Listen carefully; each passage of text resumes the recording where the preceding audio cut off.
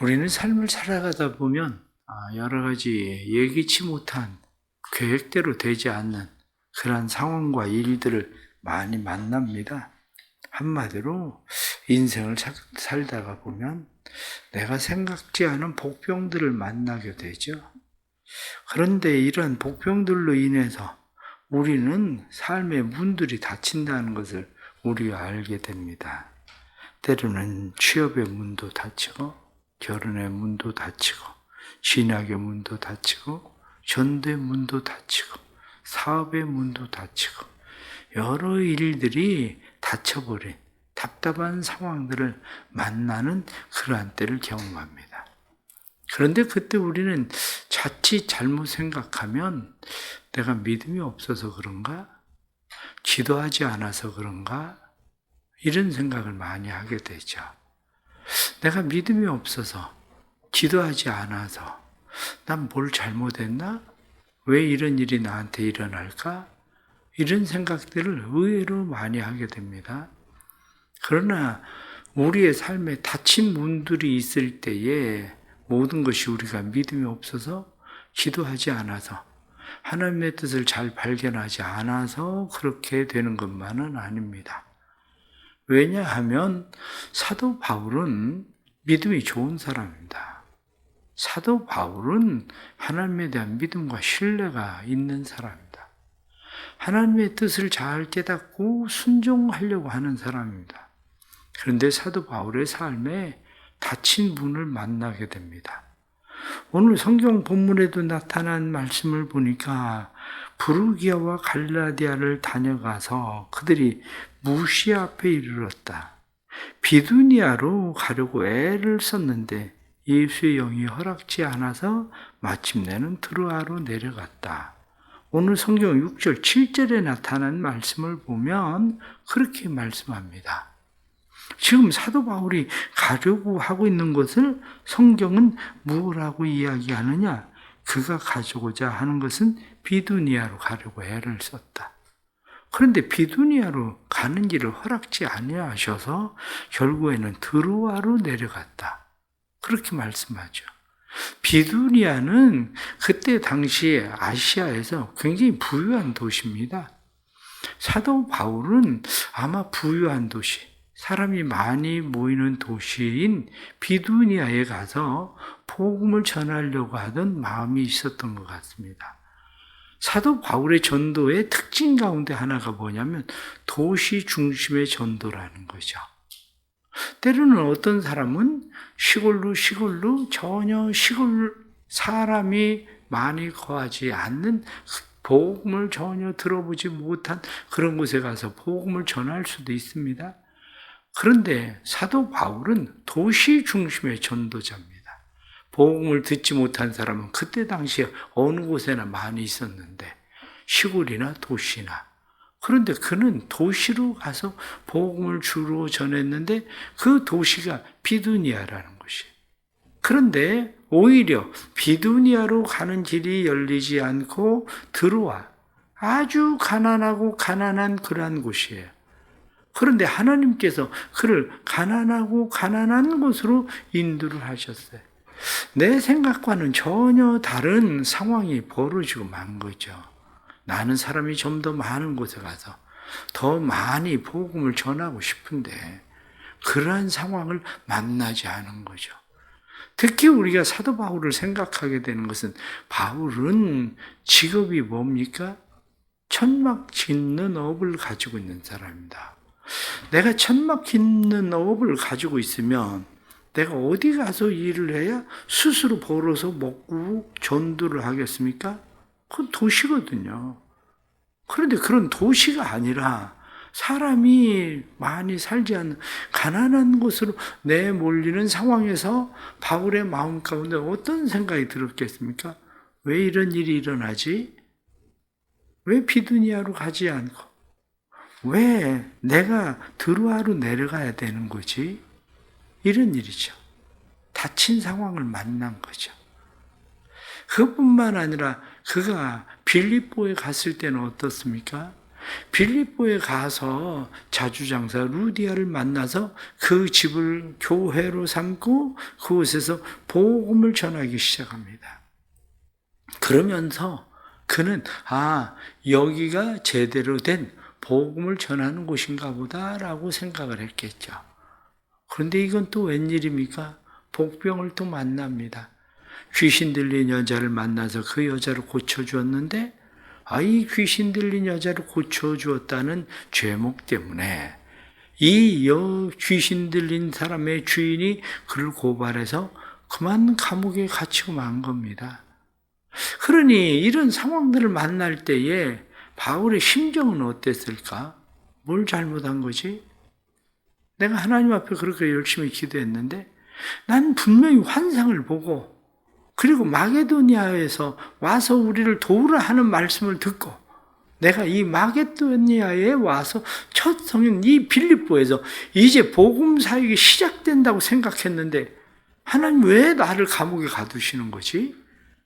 하나님 왜 나를 지켜주시지 않는 거지? 사도 바울의 마음 가운데는 그런 생각이 없었겠습니까? 아마 사도 바울의 마음 가운데도 그런 생각이 있었을 겁니다. 왜냐하면 사도 바울의 마음 가운데도 그런 생각이 있었다는 것을 우리가 생각할 수 있는 것은 사도 바울이 질병을 가지고 있을 때에 하나님 앞에 3번이나 그 질병을 위해서 구하던 것을 보면 사도 바울의 마음속에도 신앙의 갈등들이 분명히 있었던 거죠. 지금 사도 바울은 오늘 사도행전 16장에 나타나는 이 말씀을 보면 그는 닫힌 문을 만난 거죠. 비두니아로 가고자 하는 환경의 문이 닫혀버렸어요. 빌립보에서 전도할 수 있는 기회의 문이 닫혀버렸어요. 이러한 상황들을 만났을 때에 사도 바울은 어떻게 했는가 하는 것이 중요한 일이겠죠. 우리의 삶에도 역시 마찬가지입니다. 삶의 문들이 닫혔을 때 우리는 어떻게 할 것인가? 바로 그거예요. 삶의 문들이 닫혔을 때에 우리가 그곳에서 실망하고 낙심하고 좌절할 것인지 아니면 우리의 삶의 문들이 닫혔을 때에 우리는 어떻게 그러한 상황들을 대처할 것인가 하는 그러한 것이죠. 에반스라고 하는 목사님이 있습니다. 에반스라고 하는 목사님은 열심히 목회를 하고 있었는데 췌장암에 걸렸어요. 췌장암에 걸렸을 때에 그는 자기 스스로 신조를 만들어냅니다. 그것을 스스로 투병신조라고 얘기하죠. 그래 내가 비록 질병이 걸렸지만 내가 하나님의 일을 열심히 하는데 왜 나한테 이런 질병이 생겼나? 이게 아니라 투병신조를 만들자. 그래서 그가 투병신조를 아주 간단하게 만듭니다. 가장 첫 번째가 뭐냐? 절대로 원망이나 불평의 말을 하지 말자. 지금 내가 만나고 있는 이 환경에서, 이 상황에서 원망이나 불평의 말은 하지 말자. 두 번째는 무조건 집안을 밝게 만들겠다.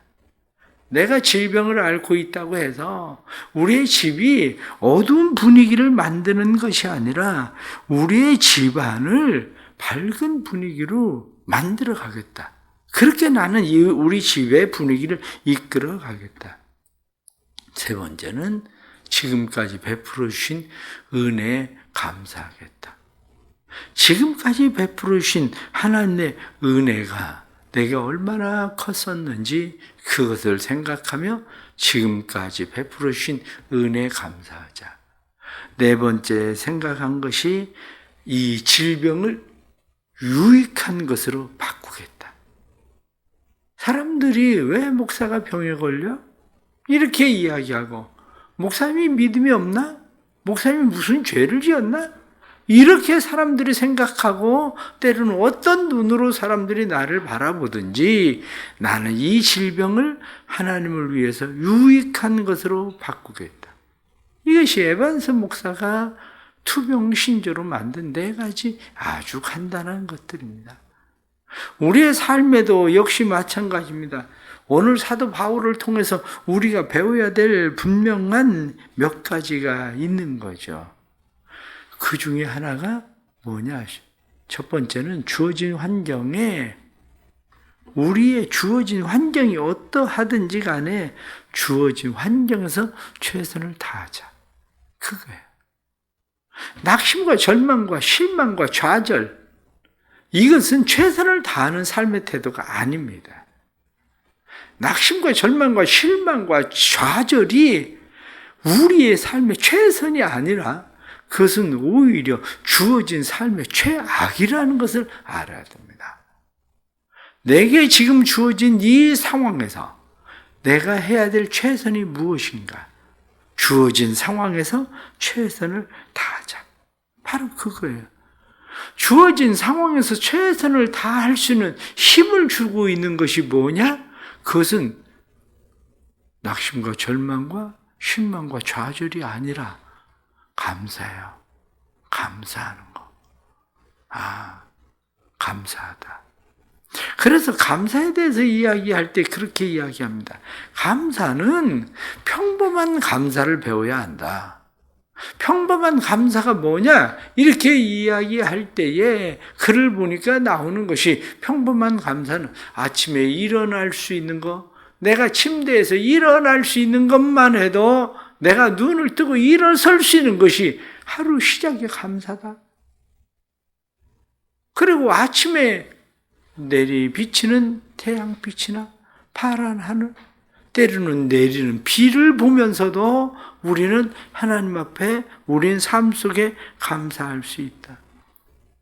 내가 오늘 아침에 먹을 수 있는 먹을거리가 있다는 사실에 대해서 하나님 앞에 감사할 수 있고, 뿐만 아니라 우리의 삶의 평범한 감사는 내 손에 들려있는 작은 책 하나를 읽으면서 좋은 작가를 만났다는 사실에 대해서 감사할 수도 있다. 그러니까 평범한 감사라고 하는 것은 여러 가지 거창한 것이 아니라, 무엇이 합격하고 진학의 문이 열리고 어떤 일들이 벌어져서 감사하는 게 아니라 그냥 일상 속에서 그냥 평범하게 감사하는 거죠. 그렇습니다. 그러기에 사도 바울은 우리에게 이야기합니다. 범사에 감사해라. 그는 단순하게 사람들에게 범사에 감사하라 그렇게 말하는 사람이 아니라, 항상 기뻐하라, 쉬지 말고 기도하라, 범사에 감사하라, 그것은 사도 바울의 삶 속의 일상이었던 거죠. 마찬가지로 우리의 삶 속에 다 문들이 닫혀 있을 때에 지금 주어진 환경에 최선을 다하자. 내가 지금 환경에 최선을 다하는 것은 뭔가? 최선을 다하는 것은 감사하는 거다. 주어진 모든 환경에 대해서 내가 감사하는 것은 최선을 다하는 일의 시작이다. 그것을 깨닫는 거죠. 두 번째, 사도 바울을 통해서 우리가 깨닫게 되는 것은 사도 바울의 삶 속에 끊임없는 만남의 축복이 있다는 사실을 기억하는 거야. 우리의 인생의 삶에 닫힌 문이 생긴 것 같은데, 이 닫힌 문에서 우리는 놀라운 만남의 축복들을 우리는 생각하게 됩니다. 첫 번째, 사도 바울이 만난 사람에 대해서 오늘 16장에 이야기할 땐 디모데라는 사람을 이야기해. 디모데가 루스드라와 이고니온에 있었던 사람인데, 그는 칭찬받는 사람인데 디모데를 데리고 갑니다. 디모데의 아버지는 헬라인이에요. 사도 바울을 보면 사도 바울이 굉장히 지혜로운 사람입니다. 왜냐하면 그는 율법에 대해서 할례 받지 않아도 된다 이렇게 얘기하는 사람입니다. 이방인들이 왜 할례를 받느냐? 굳이 와서 할례를 받지 않아도 된다. 그렇게 얘기를 해요. 그런데 사도 바울이 디모데에게는 할례를 받게 해요. 왜 그렇게 했을까요? 이유는 간단합니다. 이유가 간단한 것이, 할례를 받지 않은 사람들은 회당에 들어갈 수가 없어요. 사도 바울이 복음을 전하러 다니는 곳이 다 회당들이잖아요. 성전이잖아요. 그런데 그곳에 가서 사도 바울이 그러면 디모데를 데리고 다니면서 넌 문 밖에 있어라. 이렇게 이야기할 겁니까? 왜냐? 유대인들이 그 사람들이 디모데를 받아들이지 않는데. 그러니까 사도 바울은 이 사람은 아버지가 헬라인이지만 할례 받은 사람이야. 그래서 그를 자연스럽게 그를 회당 안으로 들이는 거죠. 복음을 전하는데 걸림돌이 되는 것을 제거하는 거예요. 우리의 삶에도 내가 말한 것, 저 사람 왜 말한 거하고 행동하는 게 다를까? 그럴 수 있습니다. 사도 바울처럼 할례 안 받아도 된다. 그런데 굳이 디모데를 왜 할례를 시키냐? 그게 복음에 더 유익하니까. 우리의 삶도 역시 마찬가지입니다. 무엇이 하나님의 복음을 전하는 일에 유익한가를 위해서 생각하는 것이죠. 뿐만 아니라 사도 바울이 만난 사람 빌립보에 가서 루디아라는 여자를 만나잖아요. 이 루디아를 만났는데 루디아가 바로 빌립보에서 빌립보 교회의 시작을 하게 하는 여인이 되잖아요. 사도 바울이 비록 감옥에 갇혔지만 빌립보 감옥에서 그가 오히려 간수를 만나고 그 온 가족을 만나고 그들이 세례를 받게 되는 일들이 일어나는 거죠. 중요한 것이 바로 그겁니다. 우리의 삶에는 우리의 삶의 사건이나 환경이나 이런 모든 것들 속에서 우리는 사람을 귀중하게 여기지 않을 때가 많아요. 바울이 지금 행하고 있는 핵심이 뭡니까? 사람이에요, 사실은. 사람에게 복음을 전하기 위한 것이 사도 바울의 핵심이거든요. 난 도시에 가서 천막히는 업을 해서 돈을 벌어야 되겠다는 게 아니에요. 그것을 해서 내가 생계를 유지하면서 복음을 전하기 위해서 나는 도시로 비두니아로 가야 된다. 이게 아니라 사도 바울의 핵심은 사실은 복음 전하는 거거든. 사람에게 복음 전하는 거.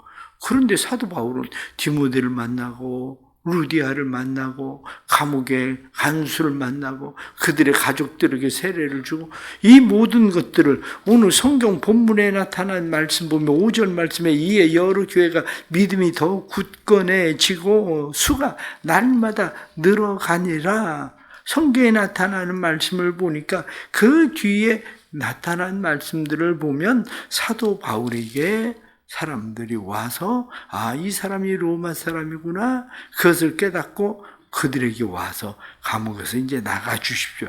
이렇게 오히려 두려워하게 되는 그러한 일이 생기는데 40절 말씀을 보면 두 사람이 옥에서 나와 루디아의 집에 들어가서 형제들을 만나보고 위로하고 가니라. 형제들을 만났다? 이 형제들이 누굽니까? 복음의 형제들인 거예요.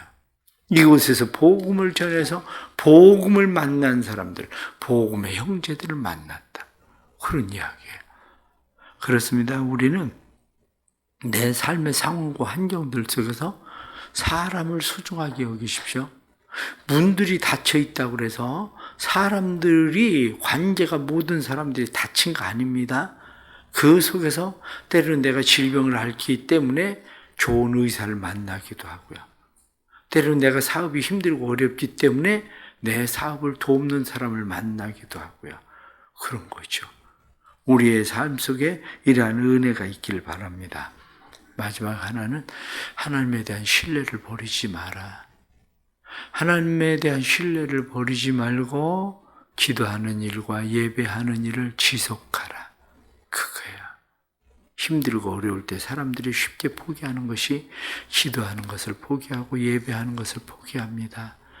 특히 사람들은 하나님을 예배하는 일을 포기합니다. 그러나 문들이 닫혔을 때에 기도하는 일과 예배하는 일을 포기하지 마십시오.